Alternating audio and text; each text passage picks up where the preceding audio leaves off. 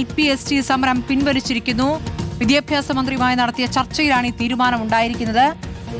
അല്പനേരം മുമ്പ് ഇപ്പോൾ ഉദ്യോഗാർത്ഥികളും സമരം ചെയ്യുന്ന ഉദ്യോഗാർത്ഥികളും മന്ത്രിയും തമ്മിലുള്ള നീണ്ട ചർച്ചയുണ്ടായിരുന്നു. അതിനുശേഷമാണ് ഇപ്പോൾ LPST സമരം അവസാനിപ്പിക്കാൻ തീരുമാനിച്ചിരിക്കുന്നത്.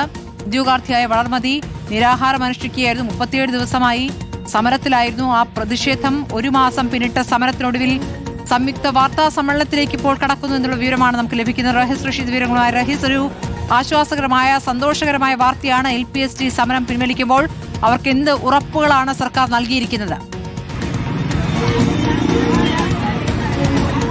സ്മൃതി, ഏതൊക്കെ ഉറപ്പുകളുടെ പുറത്താണ് സമരം അവസാനിപ്പിച്ചത് എന്ന കാര്യം വ്യക്തമല്ല. വിദ്യാഭ്യാസ മന്ത്രിയുടെ ഓഫീസിൽ നിന്നാണ് സമരം അവസാനിച്ചു എന്ന മെസ്സേജ് നമുക്ക് നൽകിയത്. ഒപ്പം 13 ദിവസമായി നിരാഹാര സമരത്തിൽ ഇരുന്ന വളർമതി നിരാഹാരം അവസാനിപ്പിക്കുന്നതിന്റെ ചിത്രങ്ങളും വിദ്യാഭ്യാസ മന്ത്രിയുടെ ഓഫീസിൽ നിന്ന് അയച്ചു തന്നിട്ടുണ്ട്. വളർമതി വെള്ളം കുടിക്കുന്ന ചിത്രങ്ങൾ അയച്ചു തന്നു. ഒപ്പം LPST സമരം അവസാനിച്ചു എന്ന് പറഞ്ഞ് പൊതുവിദ്യാഭ്യാസ മന്ത്രി N ഷംസുദ്ദീന്റെ ഓഫീസിൽ നിന്നുള്ള മെസ്സേജുമാണ് ലഭിച്ചിരിക്കുന്നത്.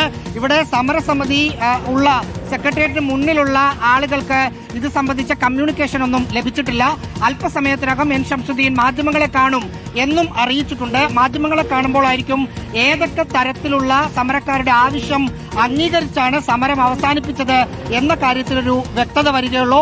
ഇപ്പോൾ സമരം അവസാനിപ്പിച്ചു എന്ന് നമ്മൾ പറയുന്നത് മന്ത്രിയുടെ ഓഫീസിൽ നിന്ന് ഒഫീഷ്യലായി നമ്മളെ അറിയിച്ചതാണ്. ഇവിടെ സമരസമിതി അംഗങ്ങൾ ഇവർക്കും കമ്മ്യൂണിക്കേഷൻ വന്നിരിക്കുന്നു. സമരം നടത്തിക്കൊണ്ടിരിക്കുന്ന ആളുകൾക്കും ഇത് സംബന്ധിച്ചുള്ള കമ്മ്യൂണിക്കേഷൻ വന്നു. ഇവിടെ സമരപ്പന്തലിൽ അവർ കൈയടിച്ച് ആഹ്ലാദം പങ്കുവെക്കുന്നു. ഏതൊക്കെ തരത്തിലുള്ള ഒരു ഉപാധികളാണ് അല്ലെങ്കിൽ എന്ത് സൊല്യൂഷനാണ് ഇതിൽ വന്നത് എന്ന കാര്യത്തിൽ ഒരു വ്യക്തത വരേണ്ടതുണ്ട്. അതിന് മന്ത്രി തന്നെ ഇപ്പോൾ മാധ്യമങ്ങളെ കാണുമെന്ന് അറിയിച്ചിട്ടുണ്ട്. മന്ത്രി മാധ്യമങ്ങളെ കാണുമ്പോഴായിരിക്കും അക്കാര്യത്തിലൊരു വ്യക്തത വരിക. സമരസമിതി അംഗങ്ങൾക്ക് കമ്മ്യൂണിക്കേഷൻ വന്നു എന്ന് മാത്രമേ ഉള്ളൂ. ഏത് തരത്തിലുള്ള കമ്മ്യൂണിക്കേഷനാണ് വന്നത്? എന്താണ് നിങ്ങൾക്ക് ഏതെങ്കിലും തരത്തിൽ കമ്മ്യൂണിക്കേഷൻ വന്നോ? വന്നിട്ടില്ല. നമ്മൾ വന്നിട്ട് ഒഫീഷ്യലായിട്ട് പറയാം എന്താണെന്നുള്ളത് കൃത്യമായിട്ട് വന്നിട്ടില്ല. അവരെന്താണ് പറഞ്ഞിട്ടുള്ളതെന്ന് ചർച്ചയ്ക്ക് പോയിട്ട് വന്നിട്ട് നമ്മൾ പറയാം.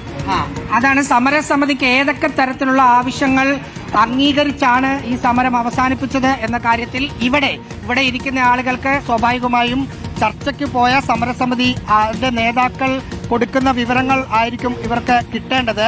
അവരിപ്പോഴും മന്ത്രിയുടെ ഓഫീസിൽ തന്നെയാണുള്ളത്. ആംബുലൻസിലാണ് വളർമതിയും മറ്റും അങ്ങോട്ടേക്ക് പോയിട്ടുള്ളത്. അവർ എത്തുമ്പോൾ മാത്രമാണ് ഏതൊക്കെ ഉറപ്പുകളാണ് പാലിച്ചത് എന്ന കാര്യത്തിൽ ഒരു വ്യക്തതയുള്ളൂ. ഇപ്പോ